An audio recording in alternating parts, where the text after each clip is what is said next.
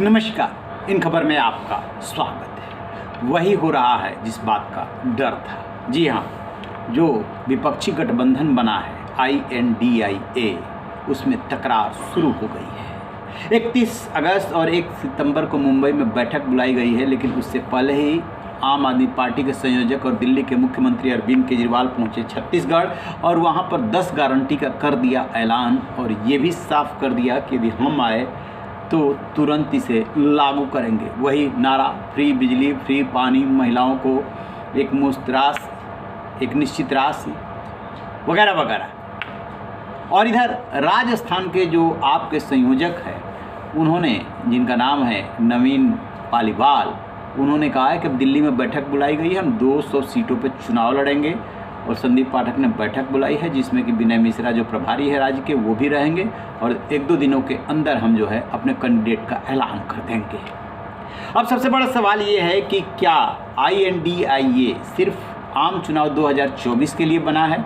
विधानसभा चुनाव में जो दल उसमें शामिल है वो आपस में टकराएंगे। कांग्रेस इस बात को लेकर के बेचैन है। पहले आपकी शर्तों पे वो झुकी और दिल्ली सर्विसेज बिल में समर्थन किया। कांग्रेस की तरफ से ये बात कही जा चुकी है कि सैद्धांतिक वजहों से इस समर्थन किया गया था, लेकिन हकीकत ये है कि आपके सामने कांग्रेस झुकी थी। 23 जून को पटना में जब अरविंद केजरीवाल गए थे, तब उस दौरान भी कांग्रेस से मीटिंग में उनकी कहा सुनी हुई थी, बहस हुई थी और एक शर्त उन्होंने रख दी थी कि बेंगलुरु बैठक में तभी शामिल होंगे जबकि आप दिल्ली सर्विसेज बिल पे अपना स्टैंड क्लियर करेंगे। कांग्रेस को अपना स्टैंड क्लियर करना पड़ा। दिल्ली सर्विसेज बिल पे उन्होंने आम आदमी पार्टी का विपक्ष का साथ दिया।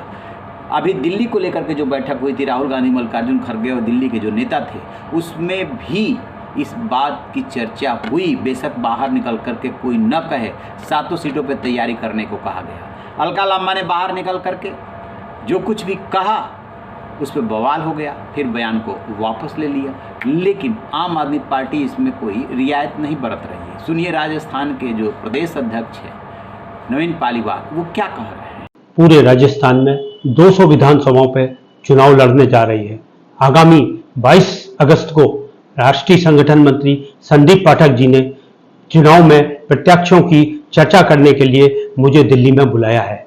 उस बैठक में हमारे प्रदेश प्रभारी विनय मिश्रा जी भी शामिल होंगे।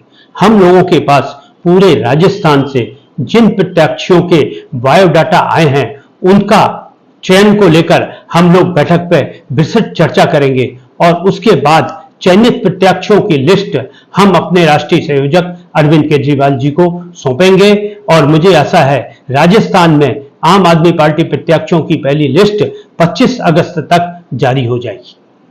सुना आपने, वो साफ साफ कह रहे हैं कि हम चुनाव लड़ेंगे। अब छत्तीसगढ़ में गए अरविंद केजरीवाल, आज वहाँ पे उन्होंने ऐलान कर दिया, वो भी क्लियर है।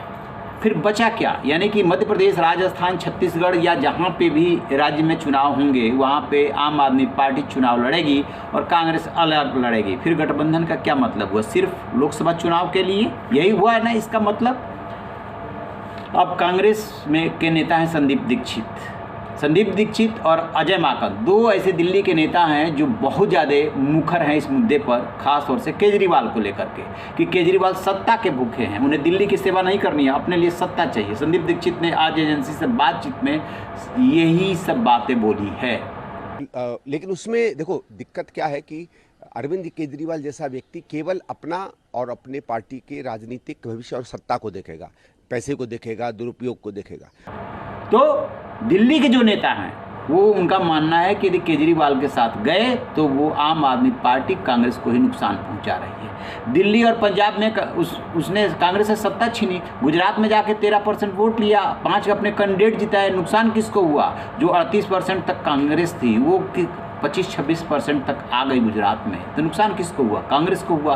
तो यदि इन तीनों राज्यों में भी आम आदमी चुनाव लड़ जाती है तो नुकसान किसको होगा? कांग्रेस को होगा, क्योंकि वो कांग्रेस के वोट बैंक को लीलती है, खा जाती है, तोड़ लेती है। बीजेपी का तो वोट बैंक मोर और लेस अपना इंटैक्ट है।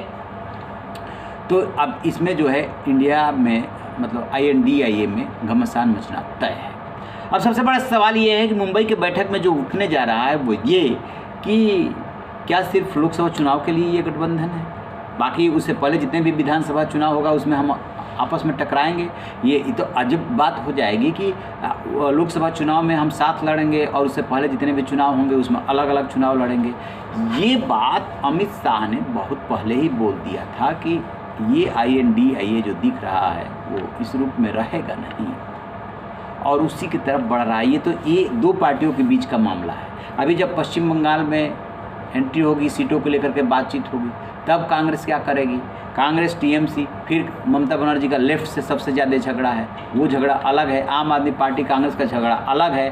और शरद पवार को लेकर के बीजेपी ने जितने भी आप कह सकते हैं कि अपनी रणनीतिकारों को लगा रखा है, जितने भी रणनीतिकारों को लगा रखा है, उसमें सबसे खास अजित पवार ही है जो टूट करके उधर से इधर आए हैं। उसे साफ साफ कहा गया है कि यदि CM बनना है तो चाचा को साथ लाना होगा। यानी कि बार बार जो शरद पवार है वो ये बोल रहे हैं कि हमारी विचारधारा बीजेपी से मेल नहीं खाती, हम उधर नहीं जा सकते, लेकिन बीजेपी कभी भी आस नहीं छोड़ रही। उसे पता है कि शरद पवार ही वो कमज़ोर कड़ी है जो कि INDIA को धराशायी कर देंगे, उनके अलग होते ही ये धराशायी हो जाएगा। इसीलिए बीजेपी मौके की ताक में है, देख रही है कि अभी तो 6 महीने चुनाव है, उससे पहले इनकी बैठकें होने दीजिए, ज़रूर वो उसकी रणनीति होगी कि किसी न किसी तरीके से इनको धराशायी कर दिया जाए। इस पर हमारी नज़र है। रही बेखबर, देखते रहिए।